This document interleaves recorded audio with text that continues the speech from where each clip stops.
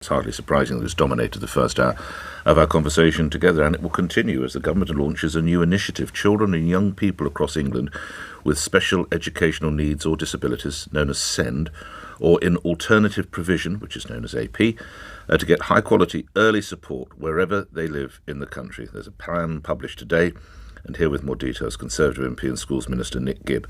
Can I ask you to expand a little bit on this, Minister, and how my listeners could, if necessary, avail themselves of this? Good morning to you.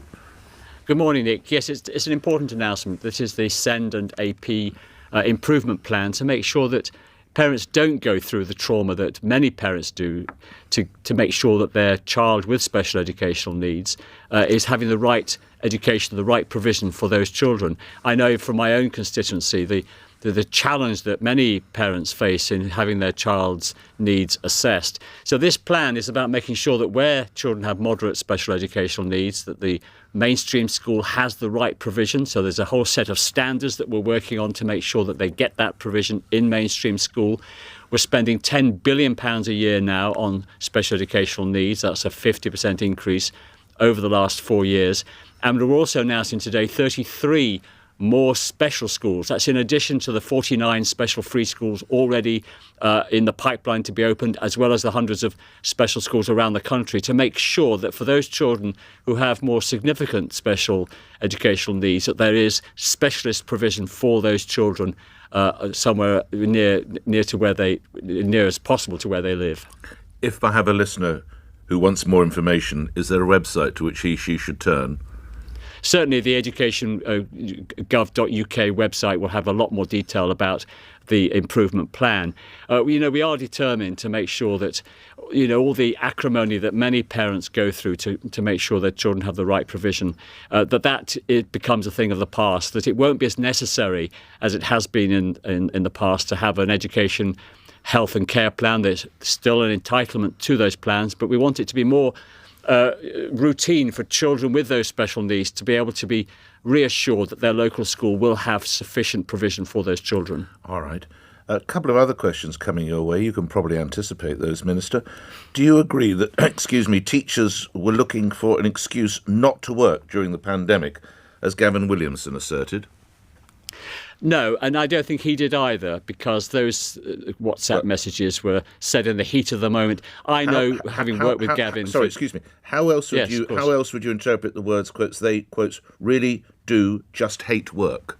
How else would you interpret that, Minister? I think he was talking about the union, but I don't think he believes that either. Actually, Gavin's own wife is a primary school teacher. I've worked with Gavin for 2 years. I know he holds teachers in the highest regard, and actually so do I. And we know how hard they work, and also how hard they worked during the pandemic. They were keeping schools open, don't forget, for children, vulnerable children, children of critical workers. They were also providing remote teaching to children at home. And when the schools were open, fully open, they had to enforce all the COVID safeguards in the school at the same time as teaching and all the other things that teachers have to do. So we all in government hold teachers in the highest regard, both during the pandemic and in normal times as well. They do a great job. It's interesting.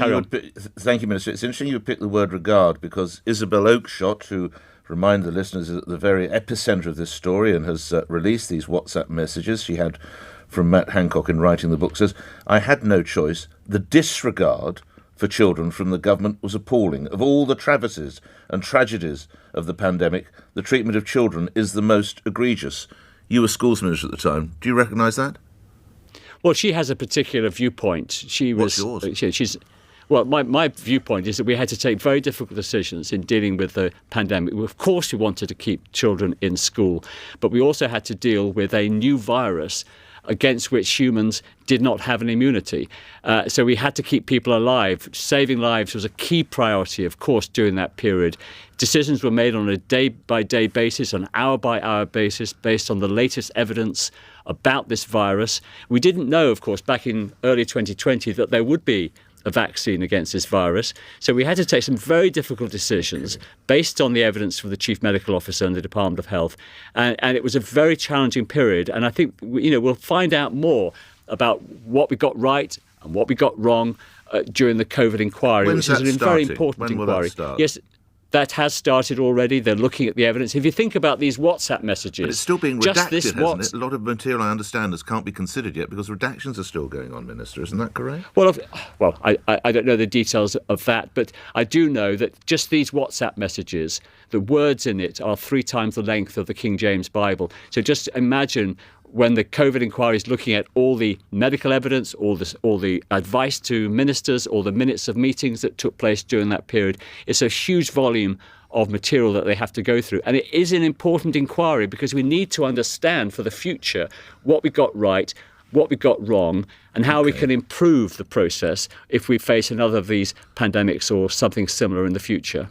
Why, could I ask you, again, in the important role of schools minister, why should your government expect any respect from teachers? We have a former education secretary saying, this is Gavin Williamson, some teachers will want to say they can't open, so they have an excuse to avoid having to teach. What joys. And pardon my robust language, a former health secretary saying, what a bunch of absolute arses the teaching unions are. Why should teachers have any respect for your government? Again, Gavin has said these don't reflect his views, and I know that they don't reflect his views. I find that extraordinary. But anyway, well, people say things in the heat of the moment on WhatsApp that they don't really believe. Unions are arses, Minister? No, I certainly don't. I think they work hard for their members. I wish they were with us now negotiating pay and all the other issues that we want to talk about with the teacher union, so we wouldn't be having the strike that's happening in London and the South East today. You mentioned the length of these WhatsApp messages. There is, of course, a question here. There's a concern about the extensive use of WhatsApp by senior government ministers to take key decisions. Is the messaging app the right place for discussions of this level to actually be taking place?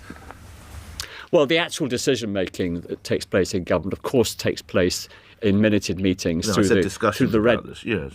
Yes, but people have always had private conversations in the voting lobby, over lunch and all kinds of things. So WhatsApp is an extension of that. But of course, all those WhatsApp messages do form part of the inquiry. Ministers are asked to keep those, not to delete those WhatsApp messages, and then they will form part of what the COVID inquiry will look at as to get a greater understanding of how decisions were reached and what those decisions were. How nervous are you each morning when your freshly ironed Daily Telegraph is delivered to you? Do you suspect or fear that you might feature in some of these WhatsAppery? No, I'm not concerned at all. But that period, and I was a minister during that period, as you know, Nick, and it was a very intense period. We had to take some very big decisions about schools, about how we handle this virus. And as I said, decisions were made on an hourly basis, on a daily basis. But on every occasion, we relied on the medical evidence that again was changing. Both the World Health Organization and our own chief medical officer, they were learning about the virus on a daily basis, and we took the decisions in the best interest of children, the best interest of the country, on a daily, hourly basis. You've retained your WhatsApp messages. I understand that your colleague Lord Bethell from the Health Department has accidentally deleted some. You've retained all of yours, Minister. Yes, I have. Yes. Will they be provided to the inquiry? Of course. Lastly, masks were introduced in schools for the first time after Boris Johnson was told it was not worth an argument with Nicola Sturgeon. Do you recall that? I don't recall that, actually. I do recall lots of discussions about face masks in schools. Again, this is something that the COVID inquiry will look at in great detail. I remember visiting a school in the early months of the pandemic, before they were compulsory and before schools were closed, and seeing children wearing masks in the secondary school, and they seemed perfectly happy to wear the mask during the school lecture. So we had all these discussions about, would children be comfortable wearing them throughout the school day? Was it important to prevent the spread of the virus? Was it important to protect teachers, of course, who were facing 30 children? So these discussions took place between ministers. Right. But ultimately, we took a decision based on the medical evidence that it was important. Last couple of questions, one away from education. The government knew there was no robust rationale for including children in the rule of 6, but stuck with the controversial policy. Do you now regret, when you note that other nations in the UK were not including children, do you regret that decision?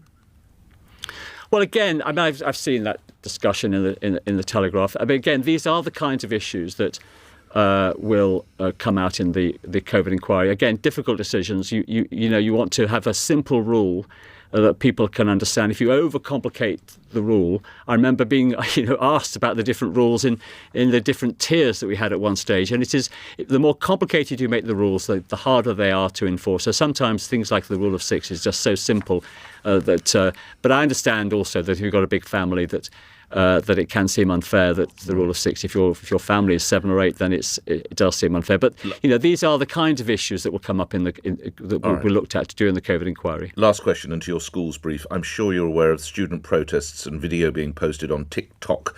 What would your message be to the teachers, to head teachers, or possibly even the pupils about what appear to be still relatively low in number but growing protests? Well, I think that I admire children that have strong views. I had strong views as a 14-year-old in school. Don't tell me you took part in demos, Mr. Gibb. Of course not. I was a Conservative, well, behave like one then. But there are channels in which that young people should raise their concerns with the school, and I think that's the right thing to do in a mature democracy like this country.